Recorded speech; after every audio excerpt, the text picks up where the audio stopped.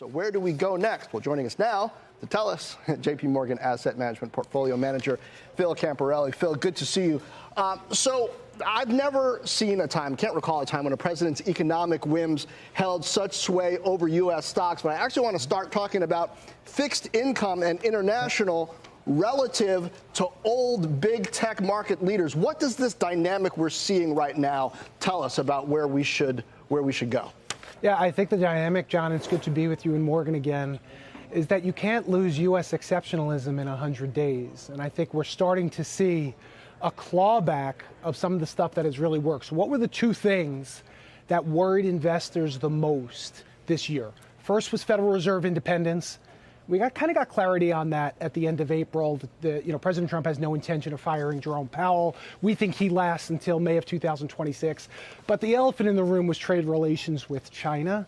So let's go down that a little bit. I think what we got over the weekend was a really good signal. Yes, they're dropping tariffs. We know that.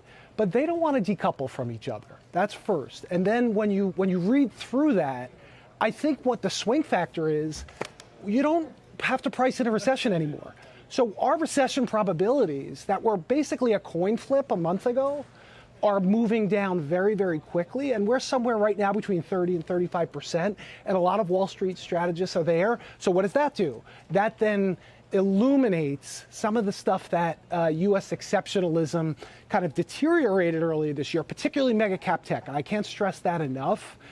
Mega cap tech, so Mag 6 is trading at its cheapest valuation to the 494 since 2017. It's still 4 handles below the highest kind of PE that we saw earlier this year, where the 494 are basically at the highest PE.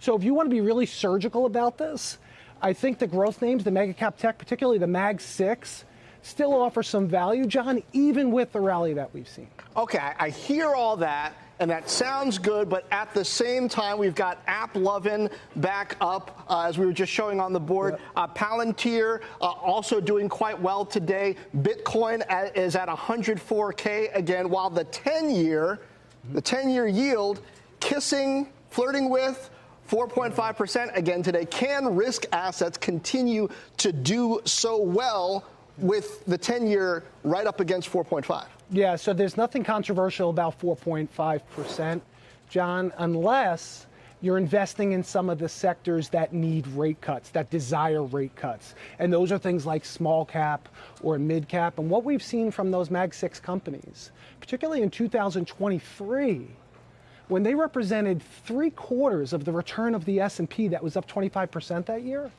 the 10-year note was at 4.5 or 5%.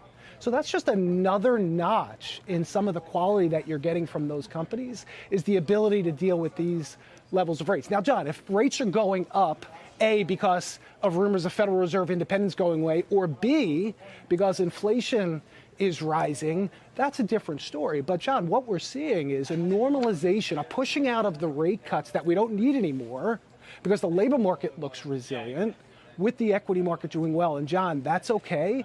And those large cap companies, I think, can fare much, much better with a 4.5% 10-year note than some of the other parts in the market that may need that. Do you think rate cuts actually do push out here? I mean, we had a CPI print today that was not as bad as feared. And I realize we get PPI later in the week, and maybe there's some debate to be had about whether April was really ahead of possible tariff impacts. But if inflation continues to not come in as hot as expected, especially as we do start to get more of these trade deals, and I realize there's the fiscal piece of this too, doesn't the Fed have more room to cut? Yeah, Morgan, that's a great question. So it's kind of like be careful what you wish for as far as I'm concerned with the Federal Reserve. If they're cutting rates because the unemployment rate is going up, that's multiple handles lower in the S&P. You asked about inflation, though. And listen, we're still waiting for the soft data to match the hard data. We're still holding our breath for that. And CPI, as you mentioned, came out this morning, lowest level since 2021. I just don't believe there's any urgency for the Federal Reserve to cut rates, particularly ahead of the narrative shifting to fiscal policy. And they have to see what that is, as well as the impact on tariffs over the next few months. So, Morgan, I think maybe you get one, maybe two towards the end of the year. But our asset allocation is not hoping for a rate cut. We're totally fine with the Federal Reserve on the sidelines. They moved lower by 100 basis points in the fourth quarter. That seems like forever ago, but they've already adjusted the federal funds rate by 100 basis points. And in this new regime, I just don't think rates are that restrictive right now based on what we've seen as far as GDP growth rates in the past at these levels of rates. So we're not hoping or praying for a rate cut here. We're fine with the Federal Reserve staying on the side.